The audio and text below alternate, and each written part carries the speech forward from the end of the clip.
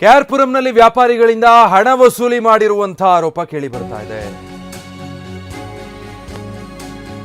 ವ್ಯಾಪಾರಿಗಳ ಬಳಿ ಹಣ ವಸೂಲಿ ಮಾಡಿದ್ದಾರೆ ಅನ್ನೋದು ಆರೋಪ. ಗೋಣಿ ಚೀಲ ಧರಿಸಿ ವ್ಯಾಪಾರಿಗಳ ಬಳಿ ಕಾಲ್ನಡಿಗೆ ಜಾಥಾ ಕೆಆರ್ಪುರಂನಿಂದ ಪೊಲೀಸ್ ಆಯುಕ್ತರ ಕಚೇರಿವರೆಗೆ ಜಾಥಾ ಮಾಡಿದ್ದಾರೆ. ಅಖಿಲ ಕರ್ನಾಟಕ ರೈತರು ಮತ್ತೆ ವ್ಯಾಪಾರಸ್ಥರ ಒಕ್ಕೂಟ ಸೀಮಂತ್ ಕುಮಾರ್ರನ್ನ ಭೇಟಿ ಮಾಡೋದಕ್ಕೆ ಅಂತ ಹೇಳಿ ವ್ಯಾಪಾರಿಗಳು ಆಗಮಿಸ್ತಾ ಇದ್ದಾರೆ. ಪೊಲೀಸ್ ಆಯುಕ್ತರು ಸಿಗದಿದ್ರೆ ಗೃಹ ಸಚಿವರ ಭೇಟಿ ಮಾಡೋದಕ್ಕೆ ನಿರ್ಧಾರ ಮಾಡಿದ್ದಾರೆ. ಜಿಬಿಎ ಗಡಿ ನಿಗದಿಪಡಿಸಿದ್ರು ಗಡಿ ದಾಟಿ ಹಣ ವಸೂಲಿ ಮಾಡ್ತಿದ್ದಾರಾ, ದಾಖಲೆ ಸಮೇತ ದೂರು ನೀಡಿದ್ರು ಕೂಡ ಕ್ರಮ ಕೈಗೊಳ್ತಾ ಇಲ್ಲ ಅನ್ನುವಂಥ ಆರೋಪ ಕೇಳಿ ಬರ್ತಾ ಇದೆ.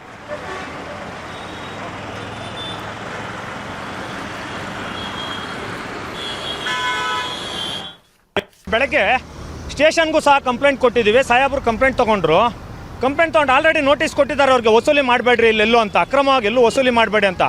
ಗಡಿಯಿಂದ ಆಚೆಗೆ ಹೋಗ್ಬಿಟ್ಟು ಸುಮಾರು 700ರಿಂದ 800 ಅಂಗಡಿಗಳಿದೆ. ಅಂಗಡಿಗೆ 200, 300, 500 ರೂಪಾಯಿ ವಸೂಲಿ ಮಾಡ್ತಾನೆ ಇದ್ದಾರೆ. ಆ ಬಾಳೆ ಮರಗಳಿಗಾದ್ರೆ 10,000 ರೂಪಾಯಿ ರೋಲ್ ಕಾಲ್ ಮಾಡ್ತಾನೆ ಅವ್ರೆ. ಇವ್ರಿಗೆ ಪೊಲೀಸ್ ಇಲಾಖೆಯವ್ರಿಗೆ ನಾನು ಬೆಳಗ್ಗೆ ಕಂಪ್ಲೇಂಟ್ ಕೊಟ್ಟಾಗ ನನಗೊಂದು NCR ಮಾಡಿಕೊಟ್ಟವ್ರೆ.